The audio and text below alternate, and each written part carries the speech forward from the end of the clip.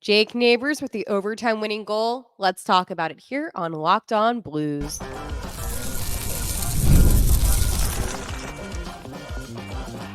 You're Locked On Blues, your daily podcast on the St. Louis Blues. Part of the Locked On Podcast Network, your team every day. And a happy Friday, October 18th, and welcome back to Locked On Blues. I am your host of Locked On Blues, Haley Taylor Simon, talking to you all things about our St. Louis Blues here on the Locked On Podcast Network, your team every day. Today on Locked On Blues, I'm going to talk about the big win over the New York Islanders and the goal that Jake Neighbours scored in overtime. Looking ahead to tomorrow, and of course, my favorite Friday segment, Are We Feeling Blue? And I actually did ask you on Twitter today at Locked On Blues a question that's been kind of heavy on my mind. Before I dive deeper into today's episode, because it is a jam-packed episode, I want to let you know that today's episode is brought to you by FanDuel. Place your first $5 bet, and you'll get started with $200 in bonus bets guaranteed. Visit FanDuel.com to get started. I hope everybody is having a happy Friday. I know I am, because it is Victory Friday for the St. Louis Blues as they defeated the New York Islanders 1-0 in overtime. And the Blues are getting ready to take on those Carolina Hurricanes tomorrow here in St. Louis before, unfortunately, taking on the Winnipeg Jets on Tuesday. So a tough slate of games ahead for the Blues. However, I want to talk about yesterday's game. There was a few players that stood out to me. One was Joel Hofer in net. He got the first star of the night, and deservingly so. He was incredible, stopping all 33 shots on goal. Hofer, to me, he looked poised, he had good positioning, and he looked focused. And this is something from Hofer that we didn't see a lot at the beginning of last season. We didn't see that confidence that he displayed in net like we did last night. So I was very happy with his performance. And again, it just goes to show that the Blues really do have one of the best goalie tandems in the NHL currently this season. You all know how I feel about my man's Jordan Binnington, how I feel like he is an elite goalie, probably top 10, despite the fact that people want to write him off. Joel Hofer, I mean, he is getting up there with his athleticism, and it's his reaction time too.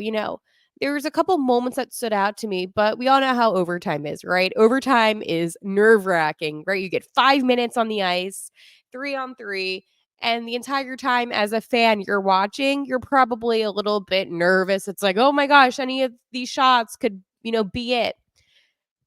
He was so poised and so calm between the pipes. And it occurred to me that Joel Hofer that we are seeing now is a more mature Joel Hofer. It is one that potentially could be taking over that starting goalie position when Jordan Binnington's time is done with the Blues. So again, all the credit to Hofer. I was very pleased with how he played, because I know what you're thinking, Hale, it was just the Islanders, but no, it is not. The Islanders have such good players, Casey Cizikas, Matt Barzal, Anders Lee, just to name a few. And in that OT, there was a point where I think Barzal had the puck and was taking a shot, and I'm like, oh my gosh, this could be it. But due to Hofer and just how on it he was, he gave the Blues plenty of opportunities. Even at the end of the final frame, there was a couple of shot attempts from the Islanders where if it wasn't a good goalie, it would have gone in, to say the least. So I think that he is a very underrated player on this team and basically got the Blues the win. But obviously, there's only one player that got the St. Louis Blues the win, and that is Jake Neighbours. Now, I do want to mention that he was assisted by Philip Broberg, who now has a new record with the St. Louis Blues. In the 5 games played, despite him not scoring a goal, Philip Broberg has accumulated 1 point a game, which makes him, and this is a crazy statistic, because again, it's a very specific one. I feel like you could really win a lot of franchise kind of records or whatever because of just how specific this is. He is the first Blues defenseman to join the team and gain 5 points within his first 5 games. It's something like that. So Very exciting for him. He is the only player with a continuous point streak like that so far this season. And I did say on yesterday's episode of Locked On Blues that I would love for Jake Neighbours to score, and I would love for Philip Broberg to continue his point streak. And both things came true. It just happened in extra minutes. So let's go talk about Jake Neighbours for a second.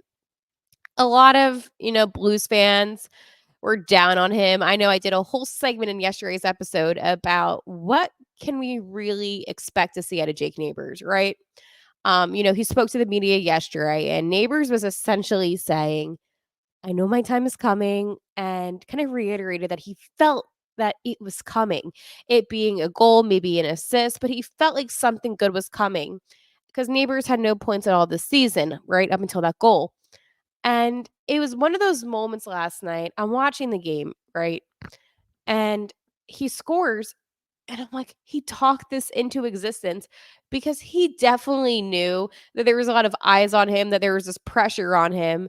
And with all things being said and done, he got the job done. The Blues were still able to solidify 2 points last night because of Jake Neighbours, and it was a great goal, but it was one that you saw coming. I feel like sometimes players need a couple games to kind of loosen up and to get to themselves. And I was worried about Jake Neighbours. We saw him have this incredible season last season. And then all of a sudden, I'm like, wait, where is the Jake Neighbours from last season? Where is the Jake Neighbours that wasn't afraid to take shots on net, that was just so out there, And I feel like last night we saw the version of Jake Neighbours that we're used to seeing. But last night's game was an intense one. A 1-0 overtime victory. I don't think there was anything more intense than that. I saw Locked On Islanders, made some tweets about the game, and I tweeted at Locked On Islanders, and I'm like, this was actually a good game. The whole time it felt intense. And I feel like these two teams really do match up well against each other. And I know there's some games where, it's high scoring, but I think the low scoring games are just as entertaining because it means that these teams are matching up that well against each other. I mean, when I think about it, not only did Joel Hofer stop 33 shots, it was a shutout victory for Hofer net. It was Jake Neighbours' first goal this season. It was the first win at home this season after that terrible loss to Minnesota.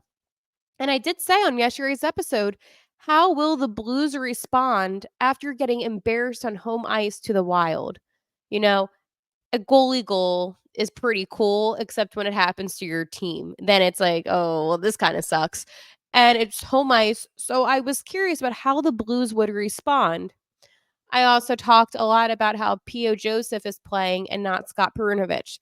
Now, I saw a lot of comments about the Scott Perunovich discussion that I brought up on Locked On Blues, and I see both sides. I think P.O. Joseph looked fine last night, okay? Do I think he's better than Perunovich after last night? I would say yes. However, I do believe that the Blues should still give him a shot. But I get the frustration of, the Blues gave him chances in preseason. They gave him chances last season. How many more chances, how many more opportunities can you truly give somebody?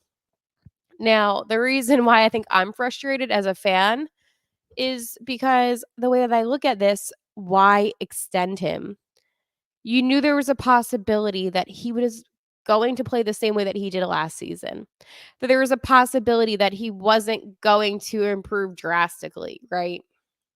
So why even extend him? Why even keep him in the organization? I mean, he was a restricted free agent. They could have just let him walk away, like that's what didn't make sense to me. So maybe they have him in case of injuries happen, and I understand that, but an injury did happen with Nicoletti, who was day-to-day still, and they use P.O. Joseph. So I don't understand what the primary goal here is. I think Ryan Suter played fantastic last night on that first pair alongside Colton Parayko. So again, it's one of those things where sometimes we're not going to have those answers that we kind of want to know. We can only kind of speculate a little bit and talk about it. But my opinion on this one is I don't see the point in extending a player that you're not going to play. I mean, you can't play him. Maybe honestly, because the Hurricanes haven't been doing well this season. Maybe play him against the Hurricanes. But I also feel like then P.O. Joseph deserves the minutes. after how I saw him perform last night. It's a complicated situation. But again, it's not my decision. It's up to Drew Bannister. And as long as the Blues are able to win, that's my priority. That's what I care about. And I hate to say that in a way that sounds a little bit insensitive, but at the end of the day, you need to put out your best players, and it doesn't matter about feelings or any of that. It matters about putting out the best athletes on the ice to bring home that victory. So, again, let me know your thoughts on that one down below. I'm going to talk to you about my friends over at PrizePicks. All right. So, this is what I love about PrizePicks, right? You can now win up to 100 times your money on PrizePicks with as little as 4 correct picks. PrizePicks is the best way to get action on sports in over 30 states, including California, Florida, Georgia, and Texas. PrizePicks is only real money daily fantasy platform with injury insurance policy. So your lineups still in play even if one of your players gets injured. If your player leaves in the first half and doesn't return, PrizePicks keeps your lineup alive. Like, how much better is it than that? So sign up today and get $50 instantly when you play $5. You don't even have to win to receive the $50 bonus. It's guaranteed. So yes, you play $5, you get $50. So like it's that simple. PrizePicks also offers weekly promotions that can lead to big payouts like Taco Tuesday. Each Tuesday, PrizePicks discounts select players, projections up to 25% to provide even more value to your lineups. I think Justin Jefferson will get more than 83 and a half yards next week. Christian McCaffrey, he could run for more than 75 and a half yards. So this is what you need to do. I personally love PrizePicks, so download the app today and use code LOCKEDONNHL to get up to $50 instantly after you play your first 5 lineup. Again, download the app and use code LOCKEDONNHL to get $50 instantly after you play your first $5 lineup.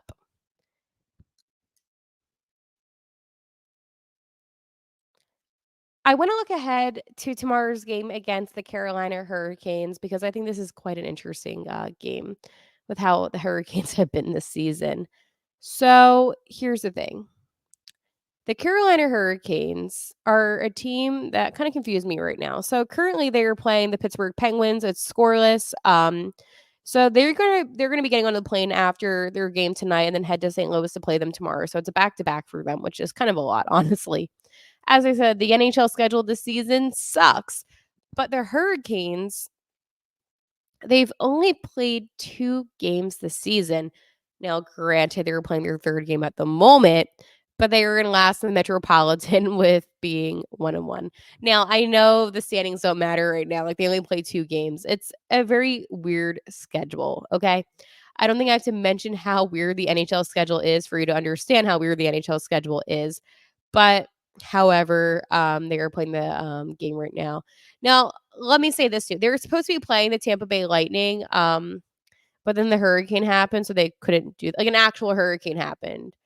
So they couldn't play that. That's why. But anyways, um, they lost to the Tampa Bay Lightning for their first game of the season 4-1, and then they defeated the Devils 4-2, and now the Penguins. So here's the thing about the Carolina Hurricanes. They're a good team. Like they have Sebastian Aho, they have Seth Jarvis, who I like. And you can like different players. Frederick Anderson, Brent Burns, Jordan Stahl. They have a lot of cool players on that team, actually. I'm not gonna lie. Brendan Lemieux, Shane Gostisbehere, Sean Walker. Oh, Sean Walker is a good defenseman. But they do have a good team. However, I do feel like, again, we haven't seen much of them, and that's my concern. So I'm really intrigued about how this game against the Penguin goes. I'm going to definitely watch that game tonight when I'm done doing the podcast because I am curious about how they look. But what I can say about this Blues team, the team that I am focused on, is that I feel like the momentum has shifted back. I feel like the Blues have the swagger again and they feel good on the ice. I think it was easy for the Blues to get really discouraged after their loss to the Minnesota Wild. I mean, let's be completely honest with ourselves. that was an awful game, okay? And that was a game where it's like, okay, yeah, we're gonna eat this loss and we have to come back a lot stronger. And I think for the Blues, that's what they had to do. So again, it is what it is. But I think for the Blues, though, right? I think they just need, again, consistency. So if I were Drew Bannister, I would keep the same lineup that I did in yesterday's game. Why would I do that? Consistency. Now, I don't know, what's going to happen with Nick Leddy. I don't know. Maybe he'll be back. Oh, did I also tell you too? I forgot to mention this. I had this in my notes. I was actually just looking at my notes that Joel Hofer was also one of the other players that had the assist in the goal that Neighbours had. Okay, anyways, continuing on. Sorry, that was me not focusing. Um, but I don't know what's going to happen with Letty. I don't think he's going to be able to play tomorrow. I haven't seen anything out about him yet. So you have to go in with, okay, potentially down Nick Letty still. P.O. Joseph looked good. It was the first time he actually played with his brother Matthew in the same lineup last night, which was pretty cool. Both of their parents were there rocking Joseph jerseys. So I would keep P.O. in. Kapanen didn't look as bad to me as maybe I thought he would, but I do love Nathan Walker. So it's kind of like I'm conflicted in a way, right? Because I do like certain players, but I do say run it back. Now, obviously, I would have instead of Hofer and Net, I would have Jordan Bennington. So spice up the lineup a little bit by putting your starting goalie in. But again, I look at the Blues schedule because I have to think that they're going to have Bennington in when they play the Jets. Then they're on the road against the Maple Leafs. I would have Jordan Bennington in again. They play the Canadiens. Okay, you could have Binner again. You play the Senators. That's a Joel Hofer game, basically locked in. The Flyers. I mean, you could go either or of Philadelphia. Um, hmm. I would say just put Bennington in because then he has to get ready for when the Blues host the Maple Leafs on the 2nd. But the point is that you're going to be playing some tougher teams within the Maple Leafs, right? Now, this road trip isn't as bad because it's going to be the Maple Leafs, the Canadiens, the Senators, and the Flyers. So the Blues should come out of this road trip being mostly victorious, honestly. I think that the Senators, I mean, they have good players, but I think they're a beatable team. Canadians, they're kind of a team that gets a little underestimated, but we'll talk about that later. And I think the reason why I bring up, run it back, run this lineup back is because it worked. They looked good. I saw Robert Thomas with really nice shot attempts. I saw Jordan Kyrou making some nice plays. Now, as a whole, the team needs to work on their turnovers and make sure that it doesn't happen as often. But they look strong. Robert Thomas had a couple nice shots. The problem is it just didn't go in the net. But again, they were resilient last night and they were fighting hard. I really like that first line, by the way. And I think with defense too, it just clicked last night. They all just looked healthy and strong. And what I mean by that is sometimes teams can look fatigued on the ice. And I don't think the Blues looked tired whatsoever. They stayed consistent. So the more consistency St. Louis has, the better they're going to be throughout the season. So yeah, you tweak up the lineup a little bit here and there, right? That's what the first couple games are for. You're approaching game 6 of the season. Honestly, it's still early, but why not try this lineup one more time? And I think that's what Coach Bannister is going to do. But let me know down below, my everydayers, what you think Coach Bannister is going to do with this lineup. Do you think he's going to keep it, or is there something that he needs to kind of tweak a little bit? Hey, NFL fans, you can start the season with a big return on FanDuel, America's #1 sports book. So to get the hunch in the middle of the game, you can check out the latest stats, view live play-by-play, and so much more on the same page where you can place your bets. You'll get started with $200 in bonus bets guaranteed when you place your first $5 bet. That's FanDuel.com. Gametime has a new feature called Gametime Picks that makes getting tickets for your favorite live events even easier.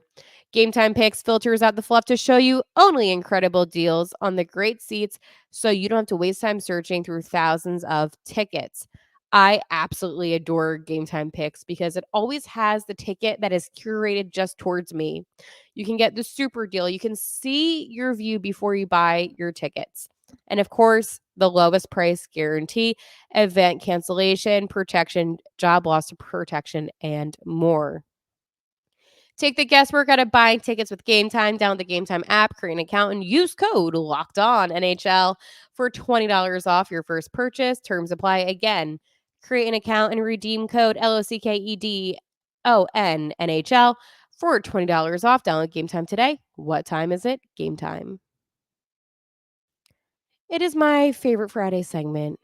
Are we feeling blue? It is a victory day today, okay? I am very happy that the Blues were able to redeem themselves. Now, I can't dismiss the fact that I did have concerns after that loss to Minnesota. Obviously, that is a division team. It's not like you're playing the Islanders all the time. So whenever you lose to a divisional team, that does strike some concern within me. However, they responded. I'm curious about the Blues and Wilds next meeting, but again, I'm going to give the Blues the benefit of the doubt. Sometimes games like that happen. You know, you can't win all 82, but you can certainly play hard in all 82. And I think that's what I was disappointed about. But, anyways, I told you that I asked a question on X at Locked On Blues. I'm still going to call it Twitter. Are the Blues a playoff team? 61 of you said yes, and 38% of you said no. Now, Jeff proposed a great question. He says, now ask this after a loss. I bet it will be the opposite. Robert Thomas's Edges, who I saw was at the game last night, said they still need some more juice up front. And you know what? I agree with you on that one. They just need some more push. But I think with Neighbours now playing like Jake Neighbours after that goal last night, we can expect to see some more momentum. And I'm really liking, too, what Jordan Kyrou has been doing. Wellman said, too early. After watching last night, a certain member of the first line needs to be benched until he remembers that he's not the passer. He's the shooter. But we saw that from a couple others as well. If he is referring to Jordan Kyrou, I don't agree on that one. I think Kyrou's been actually making some really good plays and he's been playing really good hockey. So I have to disagree. We need to stop the Kyrou slander when he's actually playing good hockey. Philip said, if they're in a playoff spot at the deadline, I can see them grabbing a first or second line forward. Philip, I like that you're already mentioning about the trade deadline. I really do like it. But I think the Blues do need to get some more talent if they want to really push for the playoffs. So that is a good point. DJ says, how funny is it that Letty doesn't play and we post a shutout? I don't think our defense is good enough. And based on the last two games, I'm not sure if we can score enough. For that reason, I'm out. I think that it's a very fair argument, right? The defense isn't like amazing. They're not outstanding. However, the scoring, again, it's about matchups. I know the Blues have the capability to score. Last night's game was a tough game. Both of these teams match up very well against each other. So, again, a game like the Hurricanes tomorrow is going to tell you some more, but we need more time to see this team's identity. JT Law says playoff contender, yes, but not a cup contender. And I agree. I do not think the St. Louis Blues are winning the Stanley Cup. Jay says, same people voting on this are the same people that believe Missouri is a playoff team. Okay. We are saying in hockey, not other sports like college football. I also want to mention, too, I put up this question just to prove a point. You're 5 games in. You don't know a team's identity yet. You don't. Okay? After a win, yes, you want to say that they're going to be a playoff contending team. But we have so many questions that we don't know about this team yet. And, I was thinking about it when the person commented saying not a cup contending team. I think the Toronto Maple Leafs are a cup contending team, and their bench boss is Craig Berube. We will be playing them in a few games, the Maple Leafs. And it's weird, right? First time playing against, the former coach that brought you the cup. But again, the Blues had a completely different roster when they won that cup with Berube in his interim season. And it's hard to articulate how magical that team was and what they did because they were not even supposed to be a playoff contending team. Anything can happen in the game of hockey. And I believe that. I believe that miracles happen all the time. I believe that the hockey gods are real. But we need to be realistic. I think the Blues could make the playoffs, but I also think that the Blues might crumble and fall. Is it going to be because of Bannister? I don't think so. I think he actually is really good at the lineups. It's going to be because not that they're not working hard enough, not because they don't have talent, but that there's too much talent on some of these other teams to where the Blues just can't compete. So, not to end this episode on a somber note, but that is my thoughts on that one. Again, thank you for another great week of listening and watching on YouTube to Locked On Blues. I will talk to you on Monday, but I will see you on Twitter for tomorrow's game. And like always, let's go Blues.